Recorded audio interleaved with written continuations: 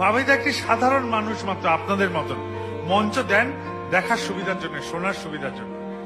আমি আপনাকে দেখাতে পারি এই যে পূর্ণিমার চাঁদ আজ আকাশে দেখাতে পারি, তাহলে কি আপনি আঙুল দেখবেন না চাঁদ দেখবেন? আমি আঙুলের কাজ করতে পারি, চাঁদ তো ঠাকুর, তাকে দেখান, তার দিকে তাকিয়ে থাকেন। মানুষকে নিয়ে আয়োজন নিয়ে মত্ত হতে নেই, মানুষ তাকে আয়োজিত করতে পারে ঠাকুরের পথে চলার, মঙ্গলের পথে চলার, এইটুকু আমরা করতে পারি। এই হচ্ছে আমাদের জীবন। আর বিশ্বাস, বিশ্বাস তীব্র করে। গুরু ছাড়া আর অন্য কোনো গতি নেই। আমার জীবনে তাই আছে। যদি ভাবেন যে আমি কোথায় এগিয়ে যাচ্ছি, আমি এগিয়ে থাকি এইটাতে। আমি বিশ্বাস করি, আমার ওই যে অশ্লেষা, মঘা, রাহু, শনি, কেতু সব কটাকে বের করে দিয়েছি জীবন থেকে। আমার একটাই বিশ্বাস, কিং করবে গ্রহে সর্বা যাচ্ছে কেন্দ্রে বৃহস্পতি।